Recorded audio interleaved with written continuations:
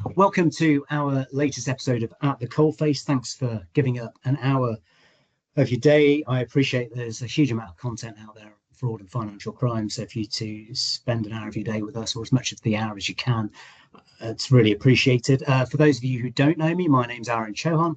I'm the director, essentially managing partner of the law firm Tenet, specialise in litigation and investigations arising out of fraud and financial crime. I also provide some related compliance advisory work around that area as well. Now, these At the Coalface sessions, I think this is our 12th one. The aim of this is to speak to people who are on the front line of fraud and financial crime issues, to learn from their experiences and perspective about how you maybe can take something into your day-to-day role to try and improve on matters there if it helps. We've had previous episodes. Paula will drop a few of those in the chat. We've had stuff like the last episode, Simon Davies, the current Director of Public Prosecutions of the Cayman Islands, Jane Alimonda, spoke about ESG and fraud. We've had procurement fraud, investigative journalism, quite a few subjects. Now, today, I'm really pleased to be joined by Jonathan Gilbert, PhD, no less. Jonathan's presently an academic who looks into the organisation of mortgage and bank fraud. In 2023, he obtained his PhD. He's a lecturer at law schools and in criminology, University of West of England, Cardiff and Manchester. I said currently and presently, that's what Johnny does. Previously, Johnny was a solicitor. He was struck off in 2010. He served a 6-year, 12-year sentence for his role in facilitating a multi-million-pound mortgage bank fraud. So, Johnny, thank you so much for giving up an hour of your day as well to join us and speak to our guests. Perhaps a little introduction about yourself, although I've given a bit of the game away already. Yes, no, it's a pleasure, and thank you for the invitation. Yeah, I've now have a second chance. I kind of messed up my first career, got involved in this large mortgage and bank fraud, corrupted by a client. And then obviously that first, poor decision just, multiplied, and obviously the sort of fraud that I was facilitating just grew and grew and grew. So, I was involved in kind of fraudulent activity from a client from probably 2003, 2004 through to 2009 when it was uncovered. Obviously, you probably think about the date there, 2009, we had the financial crisis, so a lot of bank and mortgage lenders were running around making sure they had all the securities in place in case there was any issues with, bad debt, repossessions, etc. So so it was 2009. Yeah, it all kind of came crashing down. So it was just a whirlwind then. I resigned from my firm. The indemnity insurers got involved and shut all my bank accounts down, my wife's bank accounts, seized all our assets, etc. That was so quick. That was in a matter of days. Within a matter of a few weeks, the SRA were, kind of interviewing me about my role there. So it was just, I will talk about it probably a little bit later, but it was all that kind of, I call it bewildering multiple jeopardy as a professional enabler. My client was still flying aeroplanes around the world, and he recruited another solicitor to carry on going, but I was stopped in my tracks and obviously hit from many different sides, and rightly so. Yeah, well, it's going to be a bit of a story to tell, and there's quite a lot to learn from it as well, and certainly from your research. Now, we've got quite a decent number, Johnny. We've got 177 who registered for today, which is our biggest number. So thank you to everyone who's registered, either watching this on playback or here with us now. You'll get an ebook, a PDF of the key learnings out of the session within a couple of weeks of the session. So hopefully you can use that for future reference. The age-old fun story here is that I'm in a motion light censored room, so I end up dancing halfway through every session when the lights go off. So sorry for that, Johnny. You'll see me do that. And in terms of that, apart from that, we've got a structure of going over 5 broad topics where Johnny and I will chat for 45 minutes or so. At the end, we'll deal with some Q&A. If you can put any questions you've got arising through any of those topics in the chat, we'll pick those up in the last 5-10 minutes or so. The 5 topics we're going to talk on are how trusted professionals can inadvertently or deliberately facilitate fraud, how enablers increase exposure to money laundering, sanctions, breaches and fraud, litigation levers, negligence, fiduciary duties, dishonest assistance, the powers of the court with freezing injunctions, disclosure orders, what works, what doesn't, from Johnny's perspective, really from being on the wrong side of those claims and his former firm being caught up. We're going to look at red flags of professional relationships, robust due diligence, and risk assessments, and really, again, the role of litigation risk being better for driving a compliance culture than maybe just some war stories about how it could go wrong and reputation risk. So let's delve into the first subject: how trusted professionals can inadvertently or deliberately facilitate fraud. Now, towards the end of 2025, the government introduced their anti-corruption strategy, and one big focus was professional enablers. Lawyers, accountants, bankers, trust, fiduciary service providers, estate agents, key actors the government think are capable in enabling corruption, but obviously fraud and money laundering. Now, kind of through the lens of your story, I'm interested to know, when do you think a professional actually understands that they can be dragged into, or that they are attractive to be caught up in corruption, fraud, or money laundering? Well, through my lens, as you quite rightly say, it was probably more a kind of a gradual escalation from my perspective. I think I can remember I was very, very newly qualified. I left the firm where I did my training contract, went to the Thames Valley firm where I became partner at a later point. And I can remember turning up on my first day and there being a filing cabinet there, but with no files. So we're talking probably in the early 90s, probably 94. There was a bit of a property dip at the time. I don't know why they even employed me as a property lawyer. So they literally gave me a credit card and a kind of the first ever mobile phone, the Sony one, like a Mars bar. I would just push me in the back and said, go down to Reading, see if you can get any work. So literally, I didn't have, and that was the irony as well. So I would go and have drinks with my friends I was in law school with. Some of them were in the big firms like Clifford Chance, Norton Rose, and they say to me, what do you mean you go out and get your own business in? Because, in the very large firms or the medium-sized firms, all the business is there. You need then the lawyers to come in to actually just transact it. So that was, I think if I'm mapping it, it was probably that as a young solicitor having to be the hunter and the gatherer, and then transacted. That was huge because you could almost feel the sharks circling then. I was acting for some estate agents, local property developers. They would all ask me to do something a little bit novel, a little bit strange, and then it then escalated. So I talk about my ethical slippage. So very early on in my career, I had a very different perspective on ethics and what was right, what was wrong. And then being introduced to Mark Entwistle, who was this charismatic airline pilot for Virgin. I was introduced to him in probably 1999, 2000, and I met him in his offices in Windsor, and he had this whiteboard with all of his properties on. He actually arrived in his Virgin captain's uniform, and everybody in Windsor at the time, because I was living and working around the Windsor area, they all saying, "Oh, Entwistle, he's the next kind of George Wimpey or the next Donald Trump or whatever." Right. So, and I can remember then afterwards, because he asked me to look at this covenant issue, because he owned a lot of properties around Windsor Castle. So I had a look at this historic covenant advisor on that. He said, "Oh, would you be my solicitor?" I said, "Sure, yeah." Because he was well known, and I can remember my managing partner when I went to the partners meeting afterwards, because I was a kind of a junior equity partner then. She's kind of said, "Well done, you've nailed the next biggest property developer in the Thames Valley. Well done." So it was that side of things. So I was then in with this client, and obviously I'd already been conditioned differently to how an early career lawyer should be, properly regulated, properly supervised. So then, within a short period of time, Entwistle would ask me to do certain things that would be, dishonest, sending a dishonest fax then as opposed to email. We did one where he was trying to buy this probate property, because he was giving cash backhanders to the estate agent. So all the juicy probates would, he'd get the first call. "Do you want to have a look at this?" I began to know that was happening, and we'll go on to that in a minute. Where initially I would turn a blind eye to what should have been very obvious, to actual later on I was directly complicit. I was pushing the buttons as well.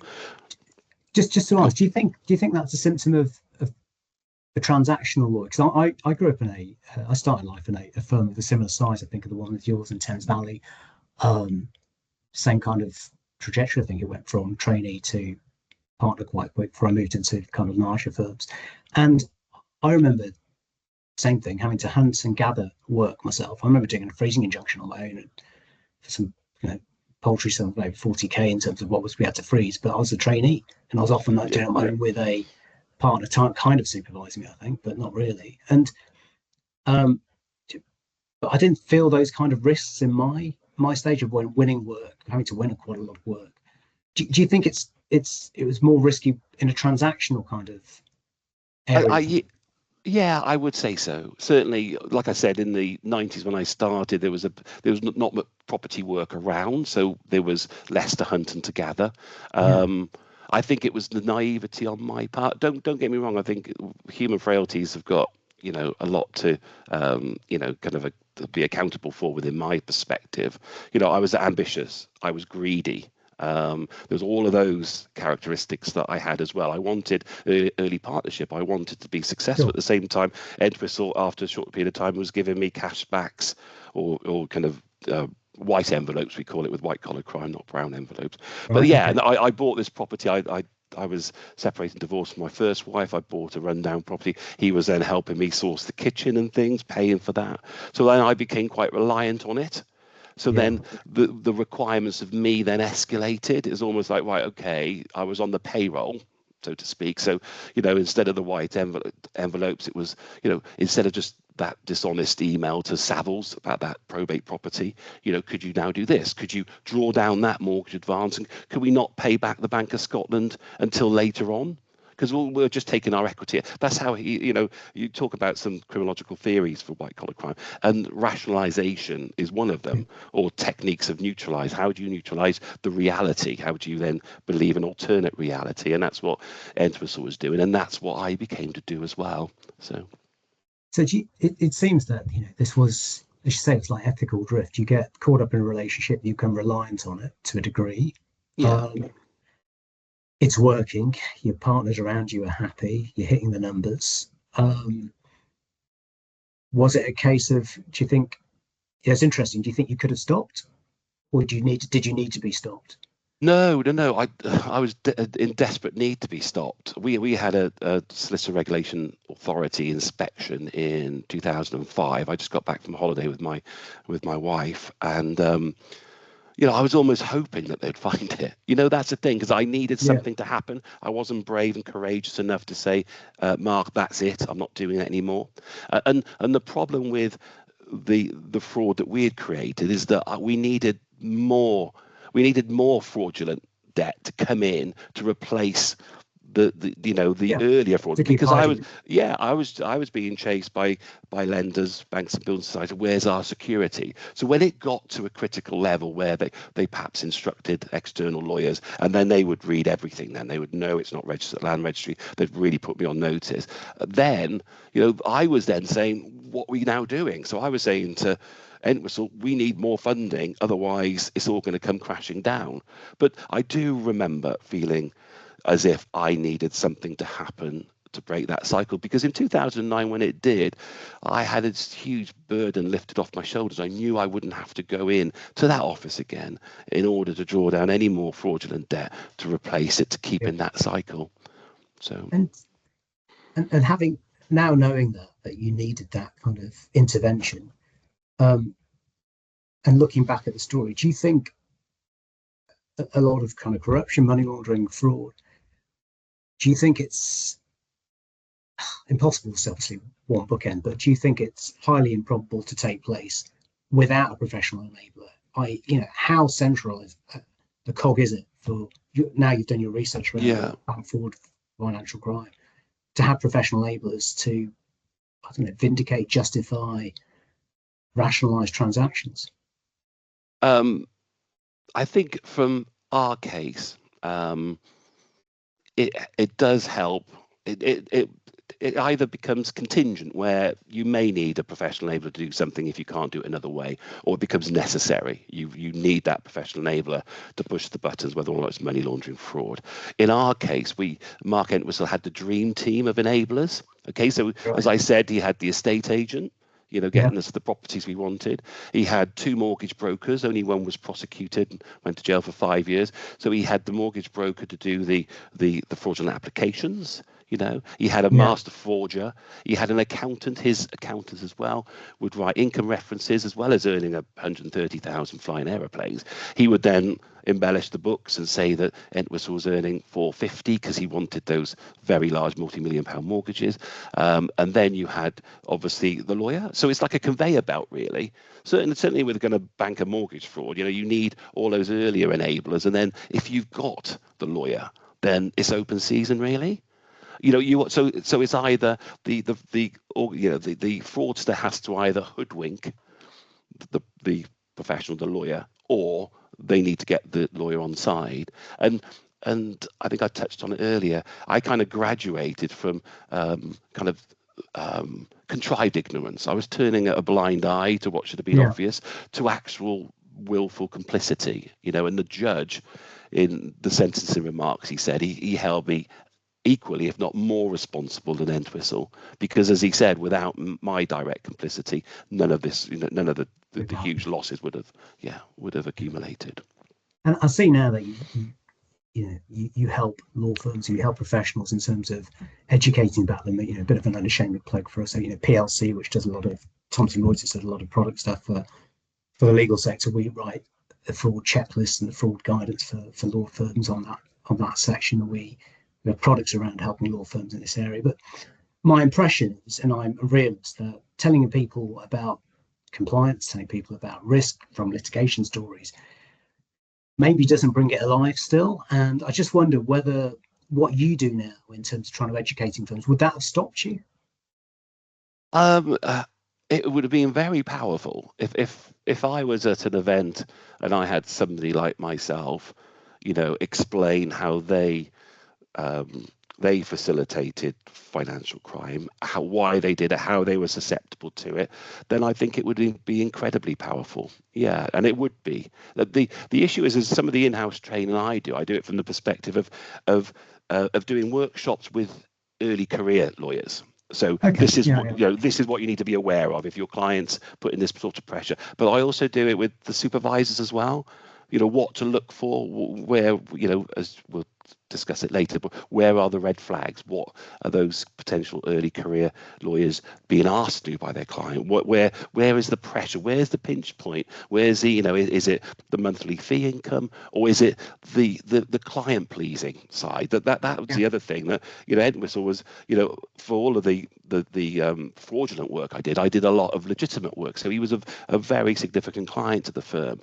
You know, he's probably, it could have been kind of 10% of my overall fee income. And as you said earlier, because I was a very good fee earner, and I acted for, you know, kind of Travis Perkins, Sally Hair and Beauty, Sue Ryder Care. So I had a very legitimate practice. So I sometimes describe it like Entwistle's files were in the filing cabinet in the corner with the cobwebs over, no light above it. But so if you looked at me or you wanted to do an audit, then you'd see all these other clients and transact where everything was legitimate, everything was compliant, everything was being dealt. So it allowed me in a way to kind of, you know, if for example, and I don't think Entwistle ever wanted me to act for anybody else that was dodgy like him, because that could have tripped me up, couldn't it, if I acted for Fred Blogg. So if I was, you know, if my whole practice was built on fraud and financial crime, then it could be a little transaction that trips you up and then everything else is wiped out. So yeah, I can remember him being quite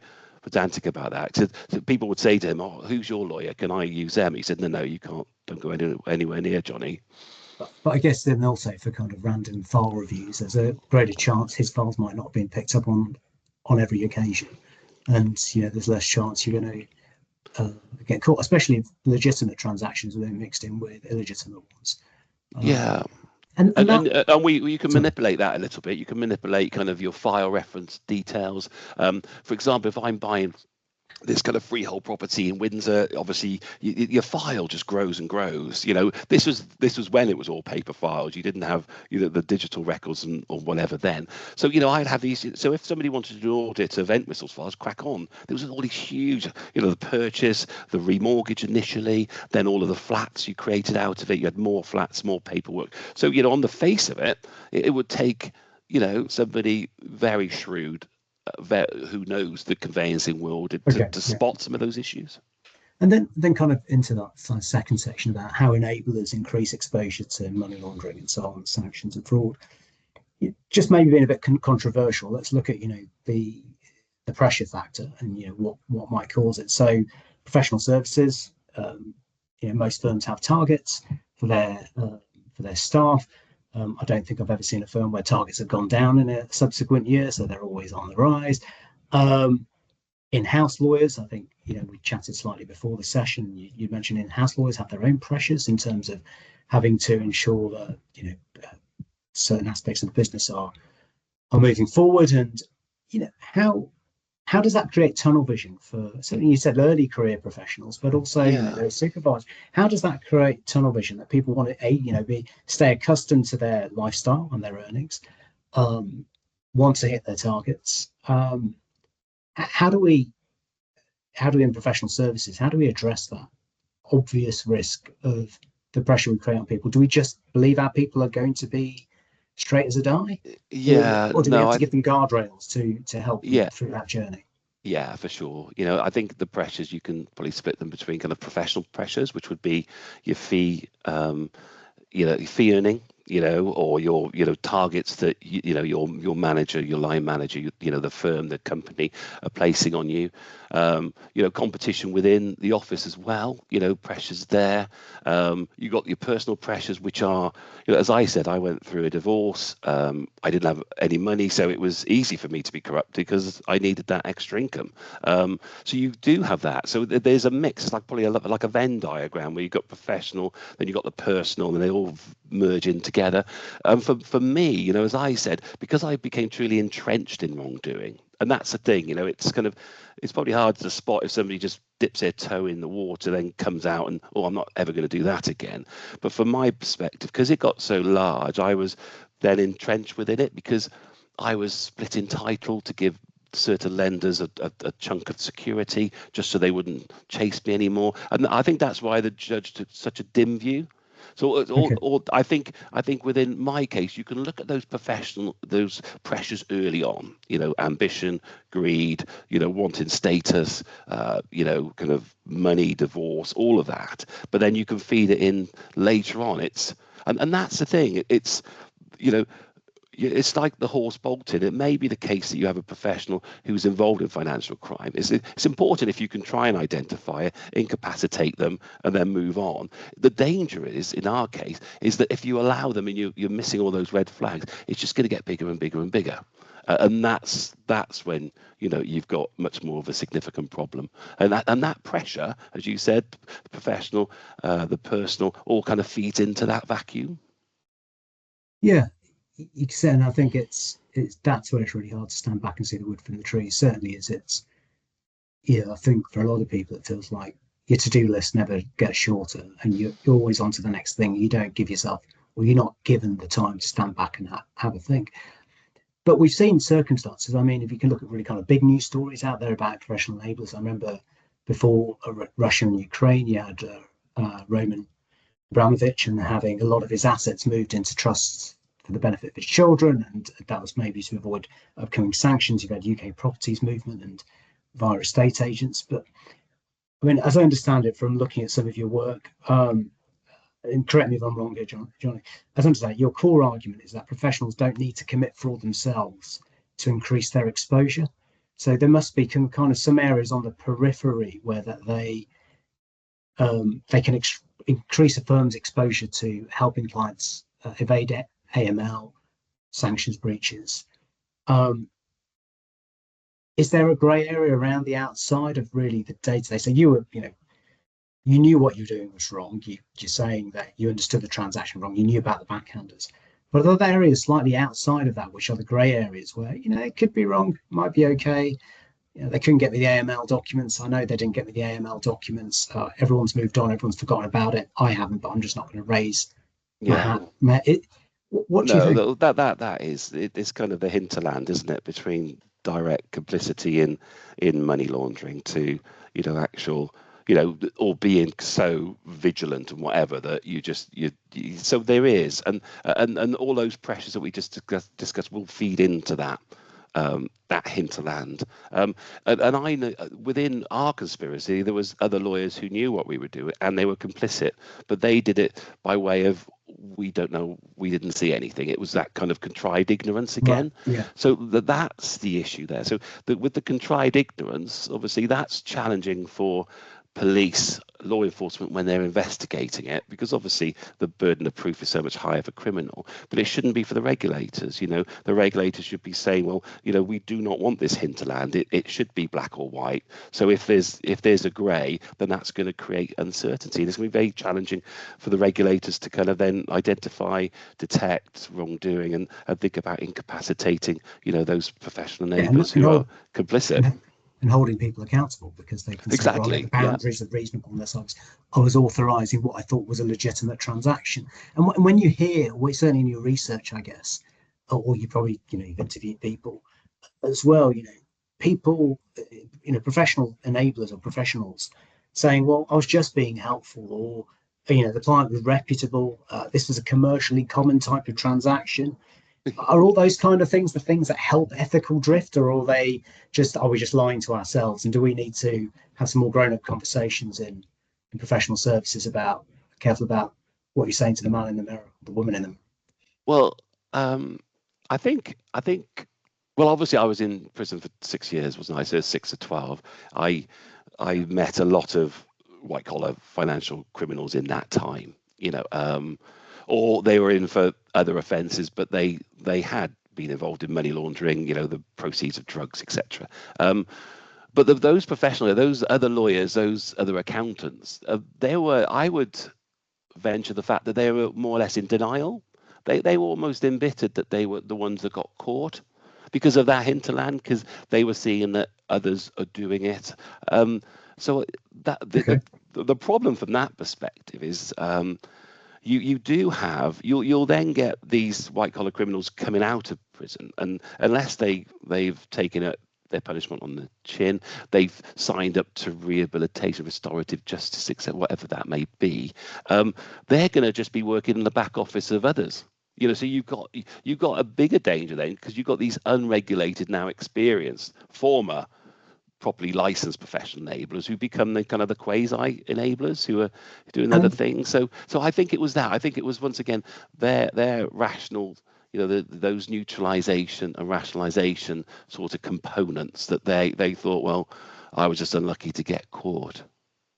And that it's interesting when you say, that time in prison, you were with other inmates who had committed similar crimes. There's a book, I think, I read it years ago, Chris Atkins, I think, A Bit of a Stretch. Yes, he was I think he was involved with the media, and then he got involved in some kind of film tax investment fund. Anyway, he did something. He said it was amazing. I was just hanging out with all these white collar criminals. So if they come out and then they are in the back office, are they also not in the back office and having learned some other tools of the trade from former, let's say, colleagues in Her Majesty's or His Majesty's pleasure? Yeah, exactly. And it certainly, historically, kind of the prison punishments for fraud was pretty low. Obviously, the Fraud Act increased 10 years. I got 14 years. The judge knocked off 2 because of my guilty plea. Entwistle got 14. So we had big sentences. Some would argue not long enough. I quite accept that as well. But you are, yeah. So if you do have professional enablers who get an ankle tap and it's a complex file, so the law enforcement just want to narrow down on perhaps one indictment, then they're not going to go away for very long.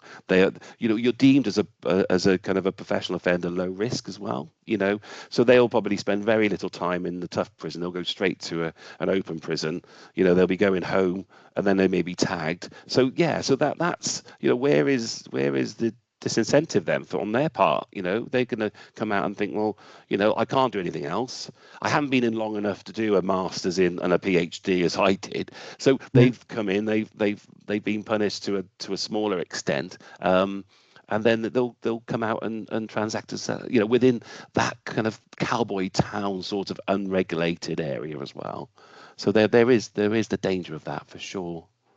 So what are the deterrents? So let's talk about some litigation stuff here then. So obviously there's a lot of litigation happens where professional enablers get involved, firms get sued. equity partners get sued, insurers get involved. I know there was quite a lot in the market around aggregation of claims when the events unfolded in terms of what you were involved in. Obviously, there's lots of claims that can be brought, breach of fiduciary duties, and there's lots of tools we talked about in terms of, like, for example, freezing injunctions. But what is it though? We will often act for claimants, and we'll deal with litigation. We'll go after fraudsters. But rarely do we sit to have a chance to chat to somebody who's been on the other side of it, who's committed the fraud, admitted, as you say, made the guilty plea. What was it that worried you the most in terms of litigation? Because I think, if I haven't got it wrong, the litigation stuff unfolded first, then criminal proceedings followed. But keeping away from the criminal side, on the civil side, was it claims against colleagues, claims against your family? Was it claims against co-conspirators, yourself? What was the thing that got you most concerned in terms of litigation threat? Well, I can remember, from kind of 2007, 2008, I was getting more and more concerned that this was going to be just huge. I didn't want to check the actual figures. I knew all of the sites. I knew roughly the sort of tens of millions we were talking about. I knew Entwistle couldn't pay it. So then I was, having sleepless nights thinking about the impact, which would be colossal. And from a personal level, I kind of call it bewildering multiple jeopardy, insofar as, when I first resigned, like I said, the civil lawyers came straight in on behalf of the indemnity insurers and froze everything down, not just for me, but for Entwistle and anybody else they could identify around us. Yeah. So that was, pretty scary time. And then I was bankrupted within 3 months because I had all these civil judgments were coming in. Northern Rock was one victim. They used Eversheds in Cardiff, and they had freezing orders, and I was bankrupted then by the June. At the same time, the regulators are in, and then but it took a year then for the police to finally work out roughly what was going on, and that's when I was arrested in the early hours one morning at home. So it's all of that, but the litigation side, as you say, it was really significant. My partners, my equity partners, were just having sleepless nights because of what I created. I kind of put them in harm's way there with the sort of claim. So they report everything to the indemnity insurers. As you said, the indemnity insurers didn't want to be paying out the levels of what they were seeing. So they were talking about aggregating the liabilities, because they just saw it's one big fraud, isn't it? It's Entwistle is the client and his companies, and these are all the victims. So that's one fraud. That was to put a cap on the liability. And it went on. It's gone on for a number of years. That sort of litigation involved in that. So that's kind of hugely significant, and I'm very mindful of that. And they're, when you talk about the victims, it's the banks and the building societies, but then they had insurance coverage, so it's the insurers. Then it's my partners and whatever, and the exposure I put them to. So it is kind of multi-layered, or in that respect. And again, it may be controversial, not with sense of certainly legal services and professional enablers, but there'll be times where we do act for defendants and they are accused of fraud, and we are well in the habit of asking the tough questions. And if we don't get some reasonable answers, or if they don't, they're quite evasive, you've got to take a view on risk about where you stand on acting sometimes. But there are times where I think ultimately, be it for a claimant or defendant, you've got to be able to get a case theory down on a couple of pages, and you've got to sustain it. And do you think, if someone's being challenged, so if you were being challenged about this, did you ever at any stage in that kind of civil claim area try to conjure up this is all okay, you've got this wrong? Was there a point of time in that where there was, yeah. Explain this away?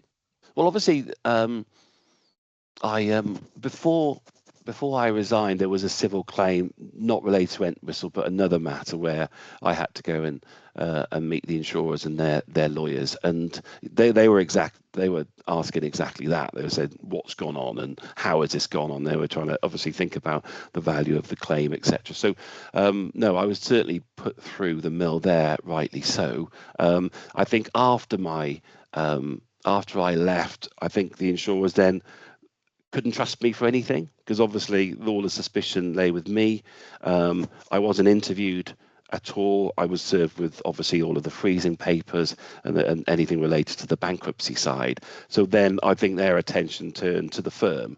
They wanted to understand how the firm was managed, how you could, how a fraud of this scale could be commissioned and reproduced. That's the thing. It's not about just that the commission of the initial offence, it's the reproduction of it. How are you capable of reproducing it to the level that we did in order to keep this dysfunctional business fraudulent model going?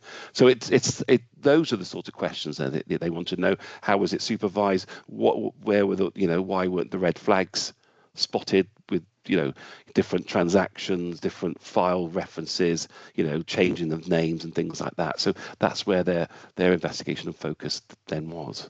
Yeah, and I suppose after a while that you're cornered. There's nowhere to go because there are no answers. I think what I've seen now recently, certainly in the last few years, there's been more cases where the courts are showing, I suppose, more openness to putting challenge to professional services firms in terms of their conduct. I know we've seen in terms of audit and how there's been challenges about audits being signed off where businesses have been caught up in fraud.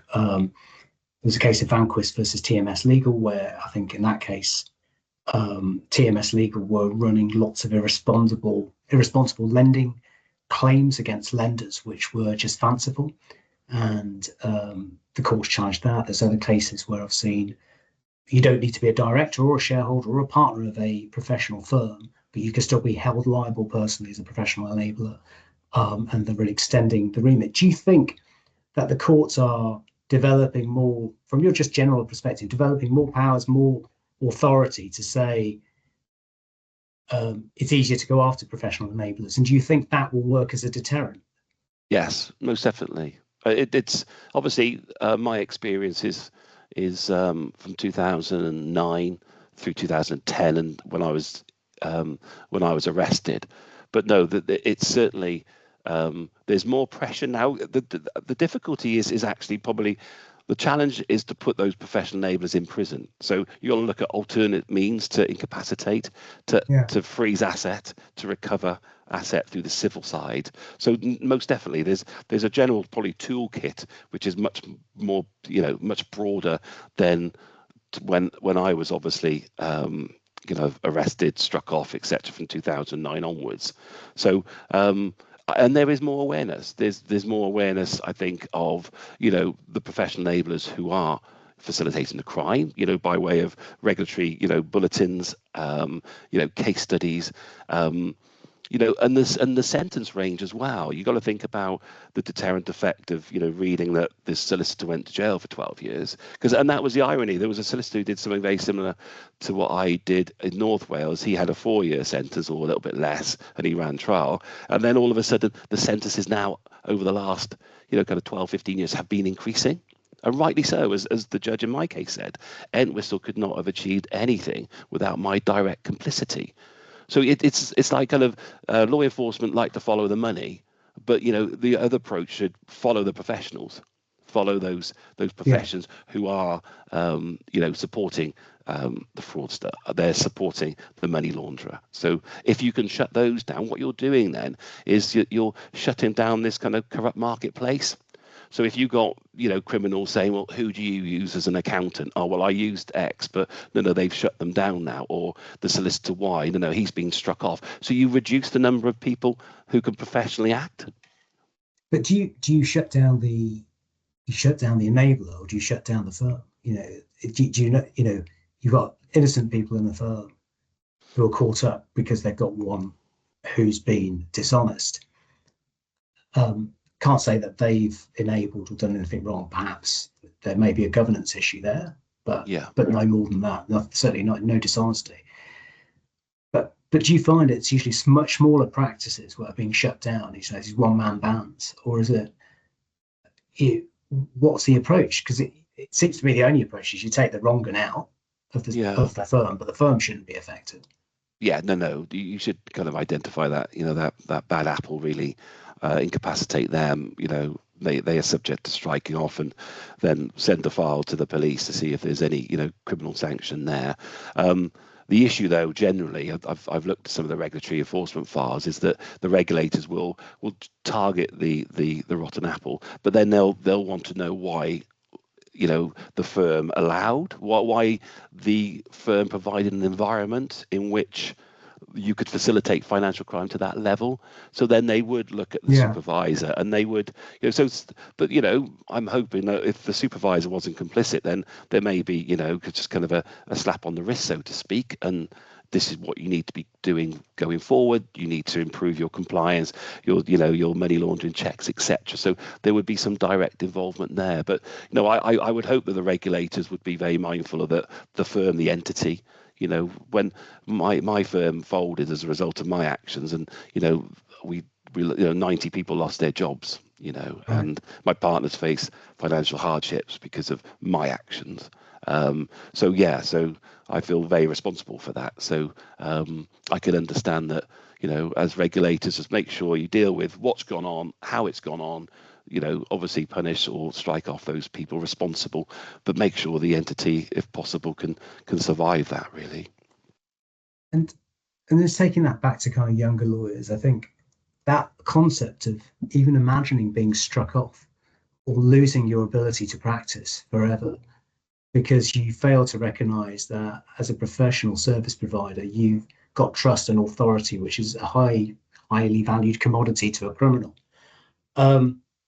So when people, certainly younger lawyers maybe, when they are busy, and to the extent they're overwhelmed busy, that they can't see the wood for the trees, what are the red flags then? What are the red flags in relationships that they still need to manage to look out for, even despite that psyche of being overwhelmed? Is it the standard stuff, transaction urgency, lack of commercial rationale? I think so. Just pushing something through because you're under a lot of pressure. If your client needs that done, they may be able to manipulate it in a way that it becomes high pressure. They may be able to create as Entwistle would say to me, unless we exchange this afternoon, then we've lost this property, and you've lost conveyancing, I've lost 6 departments, and so that would be a huge amount of pressure. So I could understand that for the early career, and also just you want to succeed. It's law school's so expensive now. It's been years trying to get there. You want to be a success. You want to obviously impress your partners or your supervisor. So there's a huge amount of pressure on early careers. And like I said, if they're going to go the route of client pleasing, if client pleasing is one thing. You want to act for the client in the best way you can. You don't want to get in the way of their business. That's the thing. A lot of lawyers can say, "Oh, what if this happens? What if that happens?" They can be killjoys to a transaction. And the other thing from my experience is the way in which Entwistle corrupted myself and other enablers within I call it an organised crime group because there were so many of us all involved within our OCG. It was all, he used hospitality. We all became kind of friends through hospitality. I went to his daughter's christening. My wife got on well with his partner. So it meant that it meant that our OCG in a way was more formidable because we had close familial and friendship ties. He engaged his brother. He engaged. So there was other relations of his that were involved. So that then became more challenging, probably. But you're going to break the trust of a friendship as much as a professional relationship. Exactly. So that's aside. So from an early career, when I go and speak to young lawyers at Cardiff Law School or go in house, is that I say you've really got to be careful with the hospitality side. If and your firm may well have protocols and standards on that. You may not be able to take a ticket to Old Trafford to watch Man United unless you're supervised, but be very careful because that's a way in which as well as you're doing things you like to do if you could afford it, but at the same time there's an element of capture. You say that because someone took me to Old Trafford about 3 weeks, 4 weeks I ago. didn't So know I that. wonder if you just pulled that one out from the crowd. But yeah, there you go. shows that I better just keep my wits about me.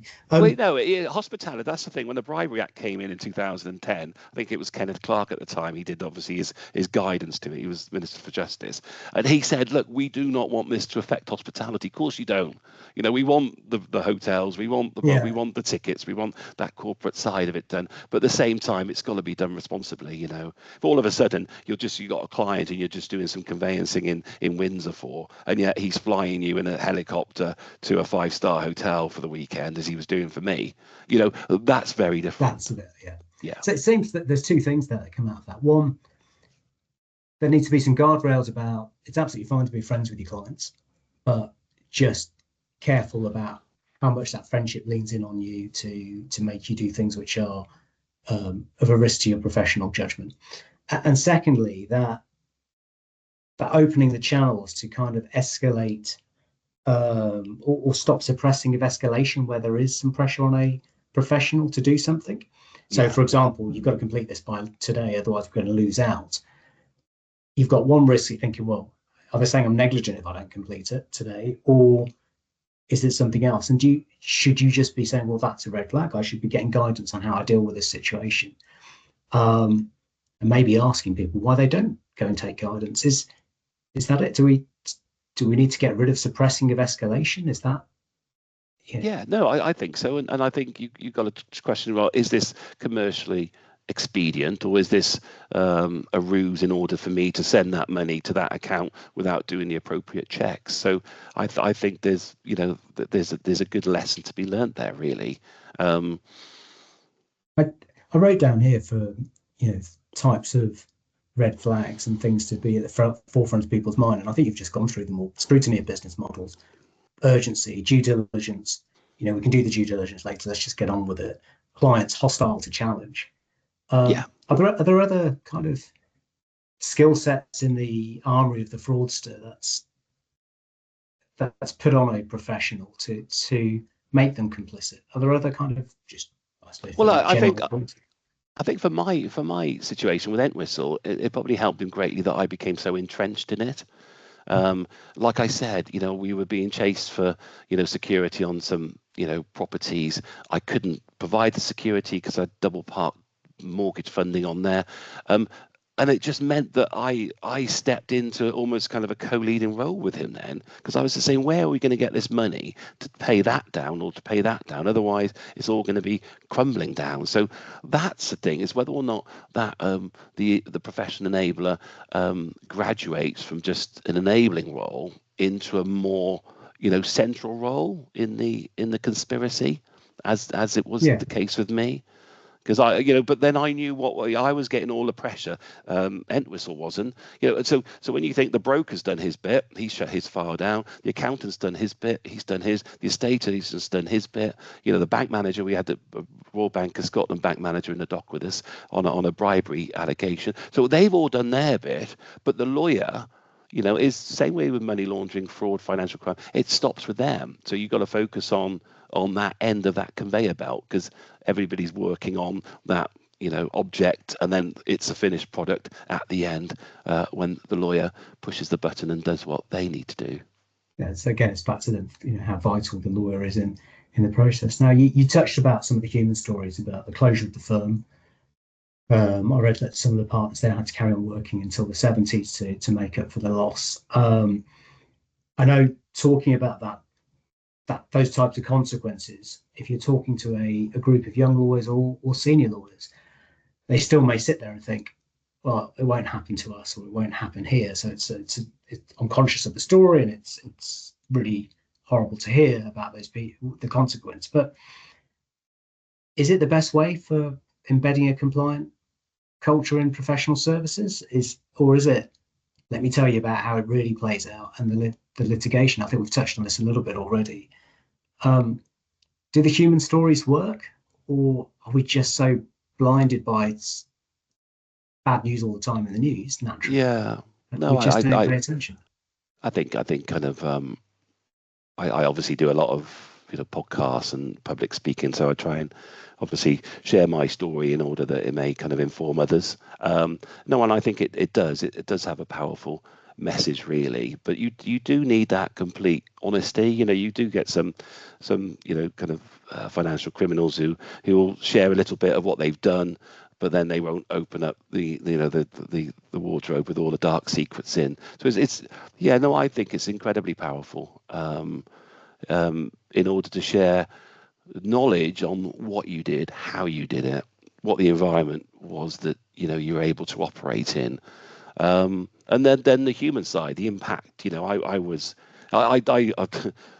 stupidly sometimes say, oh, it took me 6 years to become a lawyer, then I spent 6 years in jail because I was a lawyer. So it's that impact side, and it's the impact on my family. My youngest was 2 when I went to prison. I've got 3 older daughters that unfortunately I was estranged from for a few years, but obviously thankfully not now. So it's all of that side. It's so it's not just about telling early career professionals, look, if you get if your head's turned by your client and you go on the wrong path, you're going to get struck off. No, it's multiple. It's so much more than that. I'm still on license till July, so I can't. Right. I don't go on. So although I was released after 6 years, you're technically in prison in the community for the rest of your license period. So that expires. I can't apply for credit. It's all of that, and rightly so. I'm not complaining. It's not complaining, but it's much more than being banned for 3 years or having a fine or something else. It's complete game changing. So it's kind of rounding up there. I think, like from what you're saying and from your research, formal regulation, ethical guidance sounds like it rarely changes day-to-day behavior, but talking about real risks, the impact on family, if you're in litigation, you're named, you're going to lose a chance to practice. That kind of hostile scrutiny of what you do day to day might change behaviours for some, which could be great. Looking back though, what practical steps do you think the firm or a firm could have taken to deter you from facilitating crime with Mark in the first place? Yeah. And to have detected it sooner? I think it's just going back on that last point. Don't get me wrong. When I finished law school, I did not for one moment think I was going to be facilitating a huge multi-million-pound mortgage fraud. I was honest and diligent at the time, and I then became not. And there is a kind of a disconnect sometimes. You're listening to a lecture on kind of undertakings or kind of ethics in law school, but when you're in that hot seat, a few years later, a lot of that could just drop off because it's a very different environment. So that I found that quite significant. How you need almost a bridge for lawyers, for example, bridge university or college to the professional world. And otherwise it's a complete disconnect. Yeah, I can see that. I think it's. Sorry, go ahead, George. So I was thinking, what was the second part, sorry, of the question? It was just really about what practical steps could the firm have put in place to stop, stop you or deter you from facilitating crime with Mark or have detected it sooner? I think being very honest now, I don't think I could have achieved, and I put that in quotation marks, anything of what I did if I was in a different practice, which was, had more. The managing partner used to go to the trainee solicitors and say, what do I need to know about money laundering? When I started at the firm, I used to go for a few pints. I never used to drink at lunchtime, but all the partners did, so you felt drawn along. They used to laugh about kind of taking some money out of a probate file to pay drawings. So I was exposed to that sort of culture very early on. In 2005, the SRA came in, and the managing partner put a H and end whistle, so less ledgers would come out. So I'm not saying that the managing partner at the time was aware of a large fraud, but he knew that I was under a lot of pressure from end whistle to do things I shouldn't be doing. And then a couple of years later, they saw one of the problem files, and I don't think, to be fair to them, I don't think they wanted to dig any deeper. I don't think they wanted to look. They feared looking. And that's the problem. You've got to have strong, supervision. You need proper leadership. You need proper compliance, and you need that courage, like I needed the courage to say enough's enough. There needs to be some courage to look where you don't want to look, and see where it goes.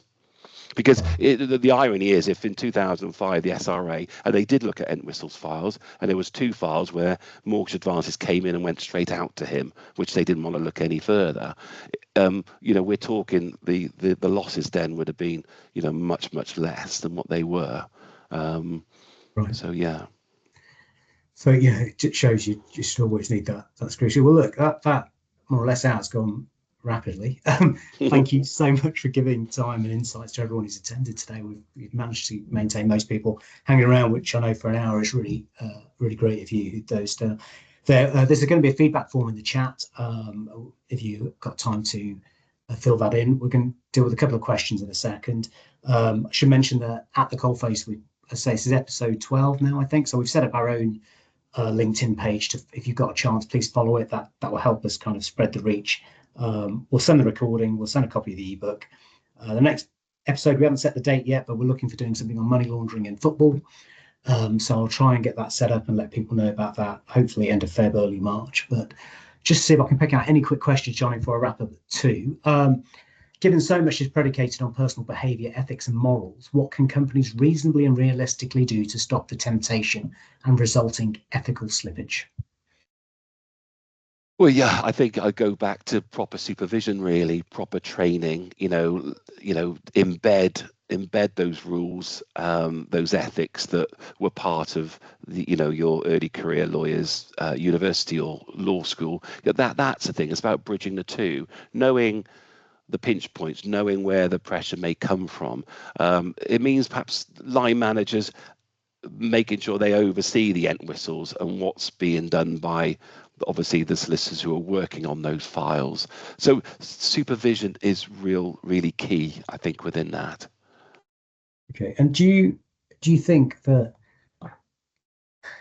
because we're in this world of pace and people getting overwhelmed, that we're kind of, our regulators and generally as kind of owners and professional services, the partners, are we allowing too much sheep dip type training, the standardized e-learning training, and on subjects like fraud, financial crime, money laundering, ethics, integrity? Yeah, it's just not suited for that type of training. It's got to be humanized. It's got to be brought to life. Yeah, you really got to build. You've got to do problem question. You've got to put some pressure. Create a scenario for the professional to think through and how they would adapt or how they would respond to the client's request there. I've done some work with the SRA, so I've gone up to work with their forensic investigators to try and identify what they should be targeting if they go in and inspect. They have all the software to find all of the, try and find the questionable files. So, but no, it's very much that. It's, a complete greater awareness, I think. Got one more question. I'll try and get it in. There are some, the picture painted of Entwistle fits the traits of other well-known narcissists, such as Bernie Madoff. What are your views on having psychological behavioral trait measurements put in place for all individuals who have direct or implied powerful roles, whether in government or in business? Oh God, failing on lights that time. There you go. It came in the end. Psychological testing, very quickly. What do you think? Yeah, no, I think that would be really useful. Because I think. I think if I was tested, I think the result would be, look, you need to be careful because you're a people pleaser, you're a client pleaser. You could be prone to being corrupted. So then that would probably assist and build some defensive tools for around that. So I'd be more self-aware then of my I suppose how I respond to certain scenarios. I think understanding our own personality and susceptibilities, I can see how that would be the benefit, because then you can understand everyone's individual risk profile for listening. So look, well, John, thank you ever so much for giving up your time. I really appreciate it. Thank you everyone who's joined us. As I say, you'll get the follow-up stuff soon enough, and we hope you found it useful, and you'll get some information also from Johnny. We'll share some of Johnny's work, any links Johnny you want to send to people, we'll send those out, and by all means reach out to him if you feel there's something useful for your practice as well. So thank you everybody for taking the time, and we'll see you when we see you. Thanks. Bye. Lovely. Thanks, Aaron. Thanks. Bye everybody.